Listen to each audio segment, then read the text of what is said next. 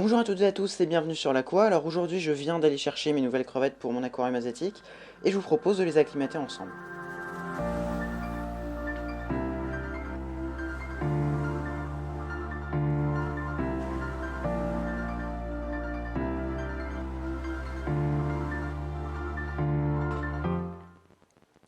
Alors les voilà, donc ici il y a le sac avec toutes les crevettes, donc normalement il devrait y en avoir 20, je ne les ai pas comptées pour l'instant, je les compterai au moment de les introduire dans l'aquarium. Alors pour l'acclimatation, que ce soit des crevettes ou des poissons, c'est la même chose. Donc on va commencer par placer le sac sous l'aquarium, et puis ensuite on va pouvoir amorcer le système d'acclimatation. Dans un premier temps, si jamais le voyage a été long, avant de commencer l'acclimatation osmotique, c'est ce qu'on va faire tout de suite, vous pouvez laisser tremper le sac dans l'aquarium 10 à 20 minutes en ayant éteint la lumière, j'insiste bien là-dessus, parce que ça évite de trop stresser les animaux. Moi ici dans mon cas, ça devrait aller au niveau de la température, donc je vais tout de suite passer à l'acclimatation osmotique et je vais vous montrer comment faire.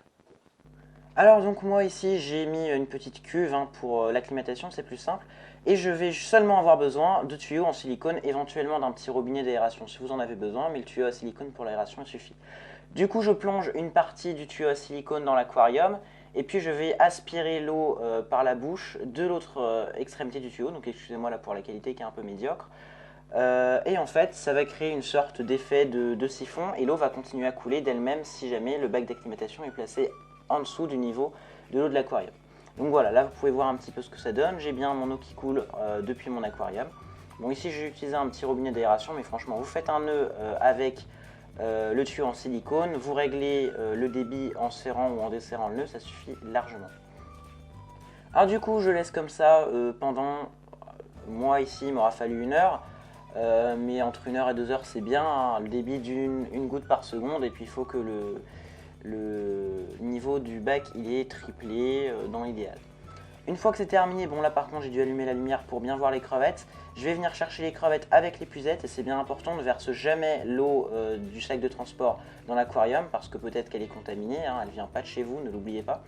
Du coup voilà, je prends mes petites crevettes, je les mets dans leur nouvel aquarium. Donc, et vous laissez du coup les crevettes ou les poissons ou les écrevisses ou tout ce que vous voulez sortir tranquillement de l'épuisette pour qu'ils aillent se faire leur petit chez eux dans l'aquarium.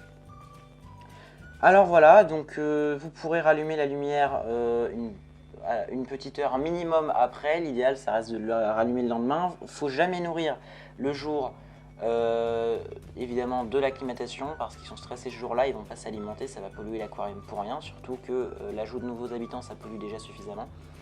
Et puis si jamais normalement vous faites tout ça, l'acclimatation elle devrait plutôt bien se passer, même très bien se passer. Alors voilà, j'espère que cette vidéo vous aura plu, elle touche désormais à sa fin.